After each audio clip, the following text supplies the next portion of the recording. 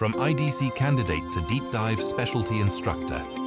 Depth, pressure, lead underwater with confidence. Follow Rachel's next step into professional dive training in Sabah with the Downbelow Dive Center Instructor Development Team. Okay, Rachel. What made you decide to go on and do specialty instructor training? I think it's just like another thing I can share with students, obviously, and also I like to learn a lot.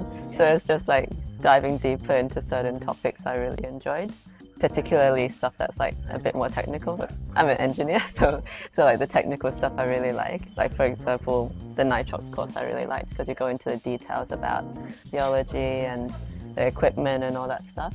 So stuff like that, like a bit more diving deeper, more detailed, and you know. So let's talk a bit more about the specialty instructor training, because you mentioned earlier it allows you to offer a broader range of things to your students in the future as well. The advanced course itself is 5 dives, as we know, the standard advanced course. And specialty give people the opportunity to take elements of either the advanced or other areas of experience and gain more knowledge about that topic. What 5 did you choose? 5 specialties gets you towards Master Scuba Dive Trainer. So you chose 5. What 5? I did nitrox, digital underwater photography, deep wreck, and shark and ray conservation. I often say to people they should choose things that they like and they're interested in, because then you're going to be more proactive in teaching it. Yeah. Do you have a favourite among the 5 that you've done? Okay, I've got more than one. Nitrox and photography. I really rate specialties and specialty instructor levels because they give you diversity in your work. It's like for the photography, it was like you and Pablo are here. It's like, you know, Pablo does like really macro stuff, and then you are like, you know, framing shots. I also really liked with the photography was that focus on one thing for really long, and then like you learn more about it as well. Like Pablo was explaining to me those like sailor's eyeballs and the nudies inside. So yeah, I do feel like it kind of also opens you up to learning more about the creatures that you see and you take photos of. Most definitely. You think you'll teach this stuff? Yeah. Yes? Yeah. Okay. All right, so good morning. You ready for a dive today? For the deep dive, we're going to be doing 2 skills today. First one is we're going to describe and record changes to 3 pressure sensitive items. So we're going to, obviously we know like the pressure and volume relation. Second skill, we're doing compare the amount of time to complete a task on surface and underwater. In fact, when you go deeper, your problem solving skills will slow down a bit. We want to observe this and do a little exercise. We'll do it first underwater and then on the surface, and I'll time both of them and we'll see if we can observe this phenomenon as well. We're going to be doing a little exercise. So I've got 24 numbers put randomly on this table, and I just want you to go in order, like consecutively 1 to 24, like just point out every number to me. Okay. I'm going to time how long it takes you to do that. So this is important. You know to expect that problem solving or your cognitive thinking is going to be slower when you're deeper. It makes you more aware of how to plan to keep yourself safe on a deep dive. How you think that these items, these pressure related items, are going to react? Well, because neoprene has like really small air pockets inside it, right? When you're close to the surface, it's going to be 1 atmosphere and it's going to be basically the same. When you go further down, pressure is increasing, volume is decreasing. All of the air pockets is going to be reduced in size, which will cause the whole neoprene to look compressed. The water bottle, well, the empty bottle, there's just air inside. So you would have on the surface 1 atmosphere, and then the surface pressure also 1 atmosphere. So this is like the normal size on the surface. So when you go down, let's say we go to 20 meters, it's 3 atmosphere. So this would be 1/3 the size. The same thing is sealed. So you would expect that pressure increases, volume will decrease. See, that is pretty, whoa, good catch. But we're going to see what actually will happen if we bring some objects down there.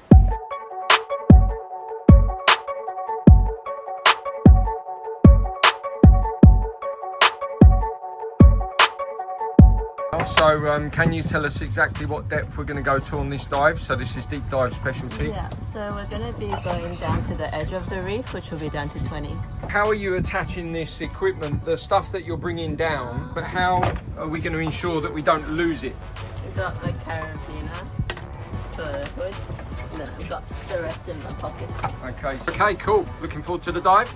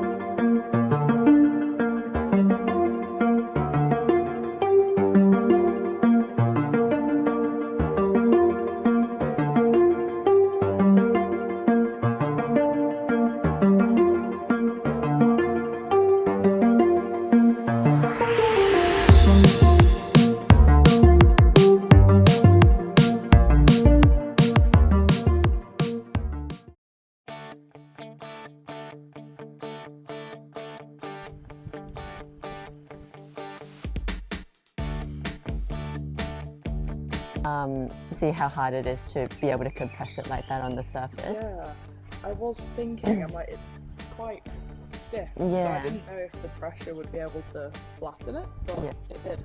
Yeah. Here, not a chance. Yeah, not a chance. And this one, so obviously the volume isn't going to go any more than the original one. So what would you expect is the pressure is going to be greater inside than atmosphere. Now, if you open this now, you would have it. Yeah, that's very stiff. So you're going to do a little...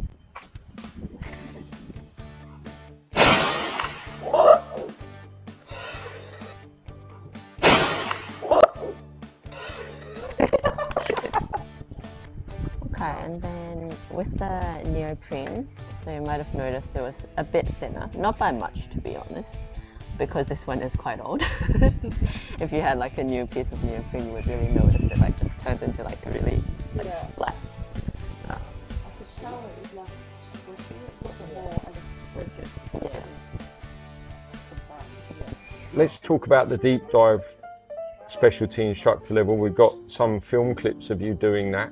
You gave a comprehensive briefing beforehand. You took down 5 pressure-related items on that. 3? Sorry, 3.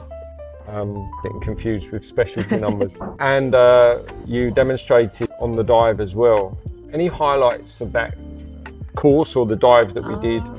Any highlights for you? The setup of the course was very interesting. I enjoyed that, like, because you have to basically put a reference line down to however deep you want to go. I think we went to just over 20, I think.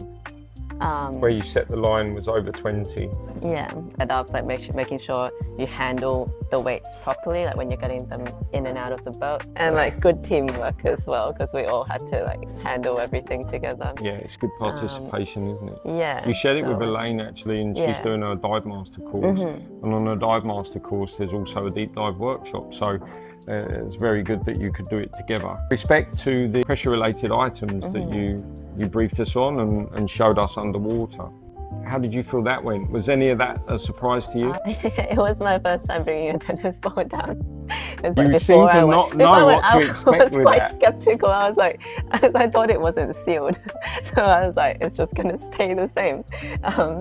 But yeah, and then I found out it is just a sealed, like completely sealed. Yeah, ball. well, if you try and crush one, it's very hard, isn't it? Yeah. I found it particularly interesting the way that you did the bottle, because obviously that crushed on the way down.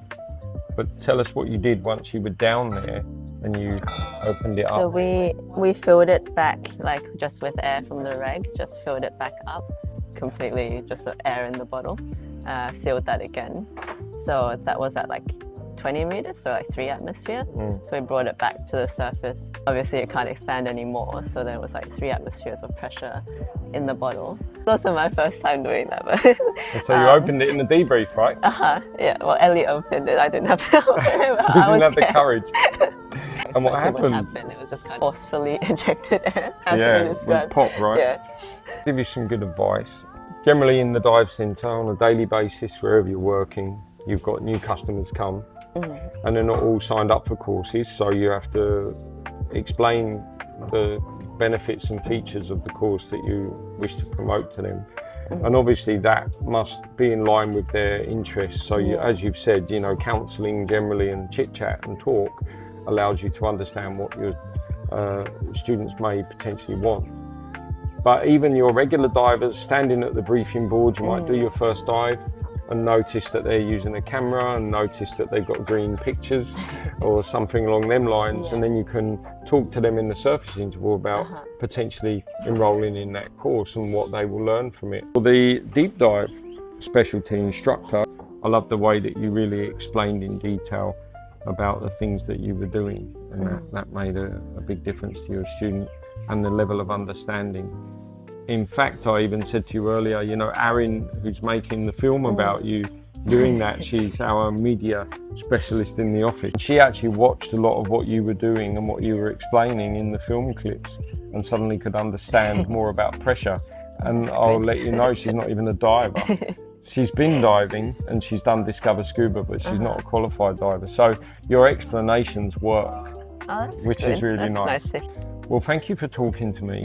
And I guess my last question, did you enjoy your IDC with us and your internship generally? I did. I loved it here. Because it's your last day today, my right? last We're going to be very sad to see you go. I'm sad too. You've been a real positive influence on our place, Thank so you. it's really nice to have you around. Yeah.